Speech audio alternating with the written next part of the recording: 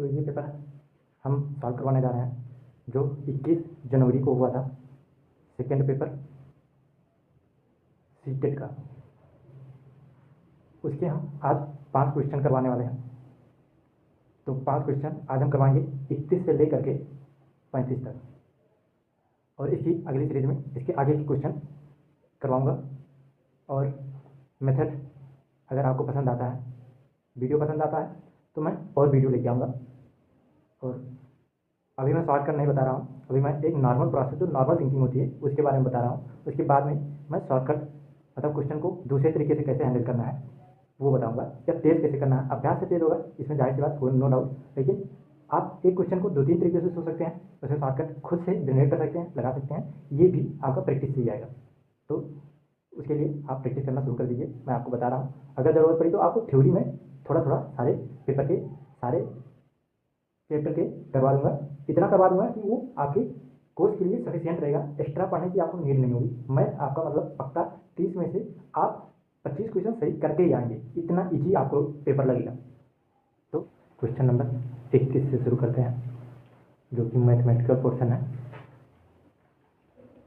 तो इसमें एक क्वेश्चन दी है के की वैल्यू निकालनी है। एक क्वेश्चन हम लिख लेते हैं 0.139 प्लस 0.75 प्लस 2.105 माइनस 1.001 गुणे 1.1 इक्वल टू 2 माइनस के को हम इधर कर देते हैं, बाकी सब को उधर खसीट के ले जाते हैं उस साइड। तो ये बनेगा इक्वेशन हमारे पास के बराबर 2 माइनस ये सब करते हैं तो माइनस में ही आएगा 0.139 माइनस 0.75 माइनस 2.105, और ये माइनस है तो ये इधर आएगा तो प्लस हो जाएगा 1.001 पूरे 1.1। अब ये करते हैं के बराबर क्या हो जाएगा, ये 2 इन तीनों को जोड़ लेते हैं तो ये जुड़ के कितने आएंगे 5। तीसरे पोजीशन पर यहाँ 0 है तो 5 0 9 9 5 14। फिर यहाँ पर 0, ये कैलकुलेशन थोड़ा लेंदी हो जाएगा तो क्यों ना हम इस 2 को इस 2 से ख़त्म कर दें। तो क्या हो जाएगा, ये वाली लाइन कट करते हैं, के बराबर ये हो जाएगा माइनस 0.139 माइनस 0.750। ये 2 से 2 2.105, ये प्लस में है और ये माइनस में है तो ये माइनस हो जाएगा और बचेगा कितना, माइनस का 0.105। इसमें कोई डाउट आपको होना नहीं चाहिए, ये दोनों घटा है। और फिर ये दोनों मैंने सेम टू सेम लिख लिया है, और यहाँ पर ये मल्टीप्लाई कर लेते हैं। तो मल्टीप्लाई करने के बाद 11 कितने 11, 0 है तो 1 लिखा जाएगा, और 11 0 0, 11 करने 11, 3 अंक के बाद यहाँ 1 अंक के बाद यहाँ, तो टोटल 4 अंक के बाद लग जाएगा। और ये हो जाएगा के बराबर, इन दोनों को ऐड करते हैं तीनों को, तो चलिए ऐड करते हैं 5 0 9 9 5 14 0 5 3 8 हो गया, और 1 9, क्योंकि ये कितना था 5 0 9 9 5 14 हासिल लेकर आया था, तो 1 5 6 3 9, और लास्ट में 1 7 1 8 1 9, तो 0.994। और ये कितने हैं, दोनों माइनस, तीनों माइनस में थे इसलिए माइनस में लिखा जाएगा, और प्लस 1.1011। ये के बराबर इन दोनों को सब्सट्रैक्ट कर लेते हैं क्योंकि ये प्लस है ये माइनस है, तो ये वैल्यू आपकी आ जाएगी 1 में से 4 जाना नहीं, ये 4 अंकों तक है, ये 3 अंकों तक है, तो 4 अंकों तक कर लेते हैं। 1 में से 0 1 बचेगा, 1 में से 4 नहीं जाएगा, तो यानी 11 में से 4 7। फिर यहाँ पर 9 में से 9 0, और यहाँ पर अब 10 में से 9 1, और 0 का 0 रहेगा। तो ये बन गया के बराबर 1071। यही आपका आंसर हुआ, और ये विकल्प आपका डी है। तो चलिए बी विकल्प आपका सही हुआ। क्वेश्चन नंबर 32 की तरफ बढ़ते हैं। तो इसमें हमें 2 संख्याएं दी गई है, ये बराबर -3/4 और दूसरी संख्या दी गई है b बराबर 5/6। अभी इसमें 4 विकल्प दिए गए हैं, तो बताना है कि ये कौन सा विकल्प है जो इन दोनों ये और b के बीच में लाई करता है। तो हम इसको करेंगे कैसे। आपका विकल्प कितने कितने हैं, 0 है, -1/2 है, -2/5 है और -7/9 है। तो चलिए शुरू करते हैं। इसको हम सॉल्व करेंगे विकल्प से। 3/4 कितना होता है, भाग कर लेते हैं हम, -0 पॉइंट, ये बनेगा आपका 4 सत्ते 28, 2/20 हो गया, 4 पंचे 20, 0.75। इसको कर लेते हैं तो 6 सत्ते 42, 6 अट्ठे 48, 2/6 त्रिक 18, 2/6 त्रिक 18, ऐसे चलता जाएगा। यानी -0.75 से लेकर के 0.833 तक करना है। संख्या रेखा जानते ही होंगे, 0 1 2 करके चला जाता है और इधर -1 -2। तो ये संख्या कहाँ से कहाँ तक लाई कर रही है, 0.75 माइनस में, यानी करीब यहाँ तक, और फिर ये प्लस में 0.833 करीब यहाँ तक, यानी इतनी संख्या के बीच में आपको लाई करवाना है। तो यहाँ पर 0 लाई कर रहा है, सही, -1/2 मतलब 0.5, माइनस का 0.5, माइनस का 0.5 लाई कर रहा है। अगर -0.75 तक गया है तो 0.5 यहाँ कहीं लाई कर रहा होगा, यानी ये भी लाई कर रहा है। -2/5, इसको अगर हम डिवाइड करते हैं तो 5 चौक -20, 5 चौक 20, -0.4, ये भी लाई कर रहा है। 7/9, इसको डिवाइड करते हैं तो 0.9 सत्ते 63,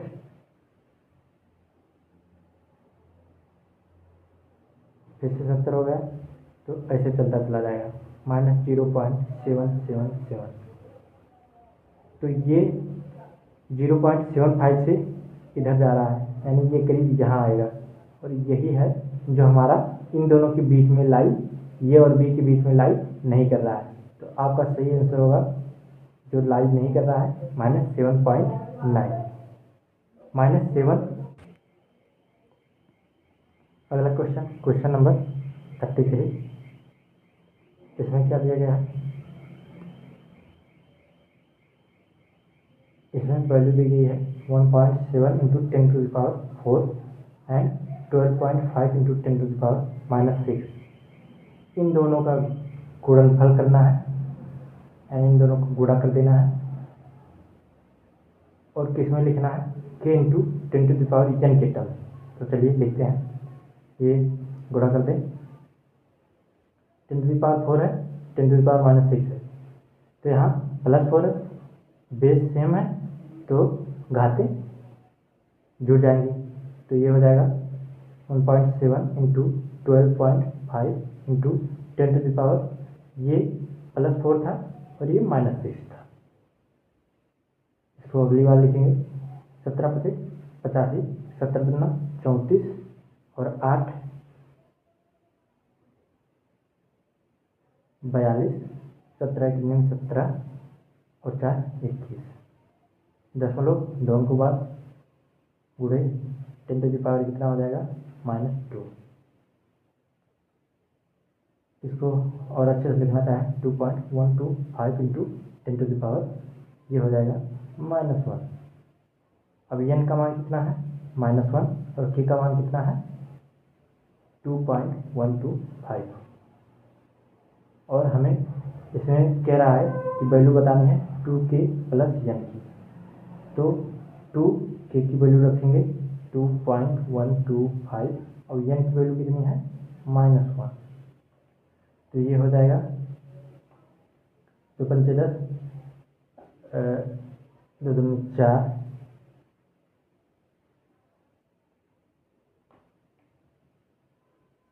तो 4.2, और ये हो जाएगा -1।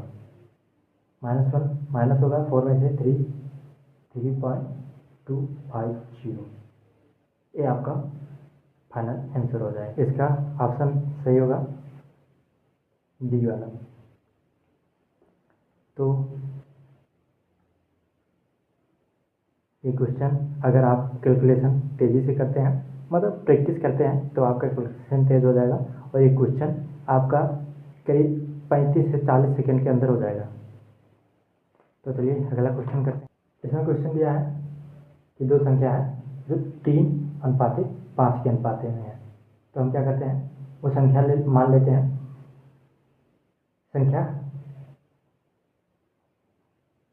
x है जो अनुपातिक गुणनफल है, मतलब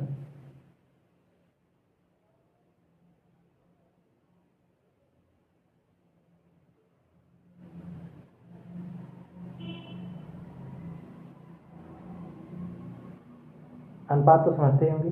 अनुपात क्या होता है कि दो संख्याएं रहती हैं, मान लीजिए वो संख्या x और y है, तो x/y होता है और जो इनका सरलतम हो पाता है वही होता है अनुपात। तो अनुपात में मान लीजिए कि आपके पास 15 और 18 हो, तो क्या होगा, यहाँ देखिए 3 × 5 15 और 3 × 6, 3 से 3 कैंसिल, 5/6। तो ये अनुपात होता है। इसमें कुछ संख्या कट गई होती है और वो जो संख्या कट गई होती है वो होता है मल्टीप्लाइंग फैक्टर। तो यहाँ पर हम वो मल्टीप्लाइंग फैक्टर x मान ले रहे हैं। तो अगर मल्टीप्लाइंग फैक्टर x मानते हैं तो आपकी संख्या क्या हो जाएगी, संख्या हो जाएगी 3x एंड 5x।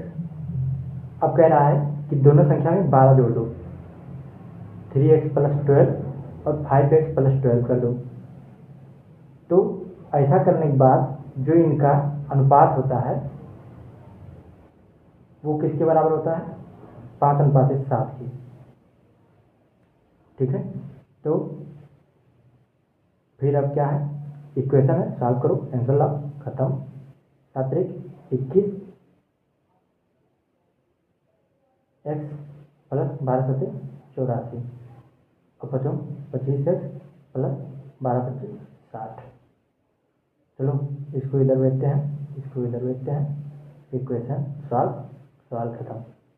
कितना हो जाएगा, ये 25 में से 21 गया, 4x बचा इधर, और 60 में से 84 गया तो 24 ही बचा। तो x बराबर 4 × 24। ये आपका अनुपातिक गुणनफल हो गया, यानी मल्टीप्लाइंग फैक्टर। अब इसमें कह रहा है कि दी गई संख्या का योग बताओ। तो दी गई संख्या कौन सी होगी आपकी,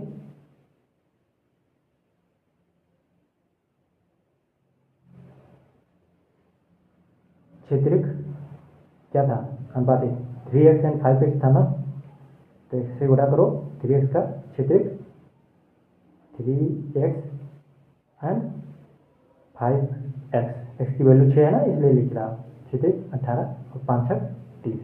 संख्या क्या होगी, 18 और 30, और दी गई संख्याओं का योग, तो 18 और 30 का योग कितना हो जाएगा, 48।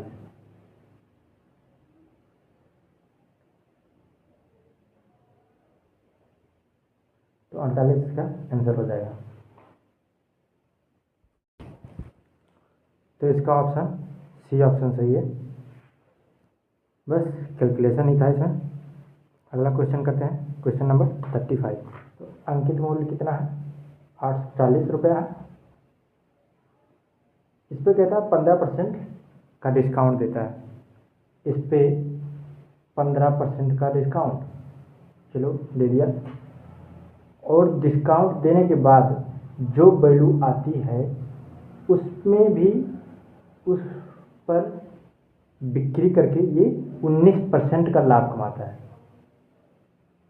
समझ रहे हैं, मतलब अंकित मूल्य जितना था उसमें से वो 15% डिस्काउंट पे दे रहा है।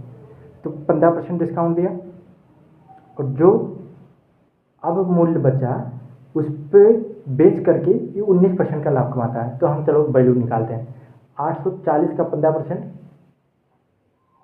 वैसे तो कैलकुलेशन हम थोड़ा फास्ट करने के लिए क्या करते हैं, 840 का 10% कितना हो गया? 10% मतलब एक जीरो खत्म, यानी 84 हुआ। और इसका 5% मतलब इसका आधा, ये 10% है ना, तो इसका आधा कितना हो जाएगा? 42। और ये हो गया आपका 15%।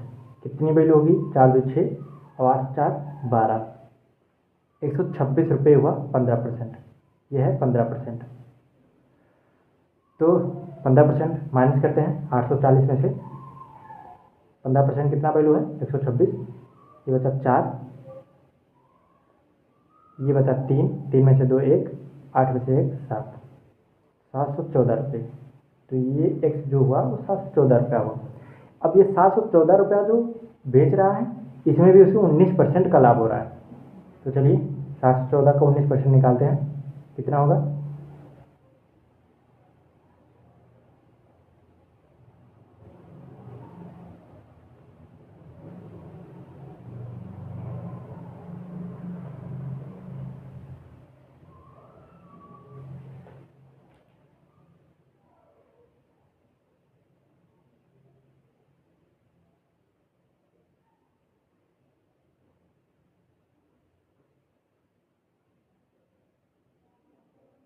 तो अब यहाँ कौन सी वैल्यू होगी? Y value.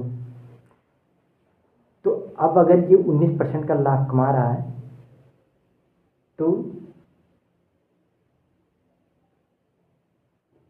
इस प्राइस पर से 19% ये ज़्यादा रहा होगा। समझ रहे हैं ना?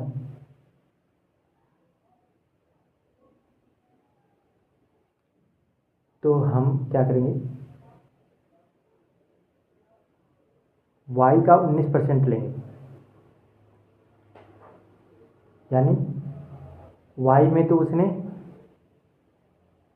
मूल प्राइस है, मतलब इस पर कोई ना उसे लाभ होगा ना कोई हानि होगी, वो वाली प्राइस है। और 19% y का जब ये y का 19% जब इसको लाभ मिल रहा है, तो ये प्राइस हो जा रही है x की। समझ रहे हैं? मतलब y में अगर वो बेचता तो उसे ना लाभ होती ना हानि होती, लेकिन उस पर उसे 19% का लाभ होना चाहिए। मतलब वो उस प्राइस का 19% और बढ़ा के उस दाम में वो बेच रहा है। तो 19% जब बढ़ा रहा है तो वो प्राइस किसके बराबर हो जा रही है? जिस प्राइस के बराबर हो जा रही है, जो कि x मैंने कहा था। और ये वैल्यू कितनी है? 714। ठीक है, चलिए करते हैं। ये कितना हो जाएगा? 119y, और ये हो जाएगा 714 इंटू 100। और y बराबर क्या हो जाएगा? 714 गुणे 100 बटे 119।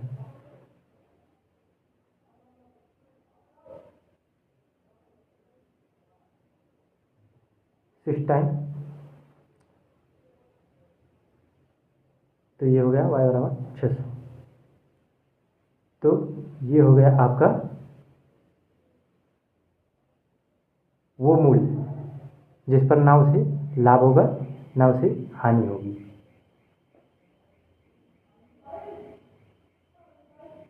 मतलब कि ये क्रय मूल्य है, मतलब इसका सी विकल्प सही है।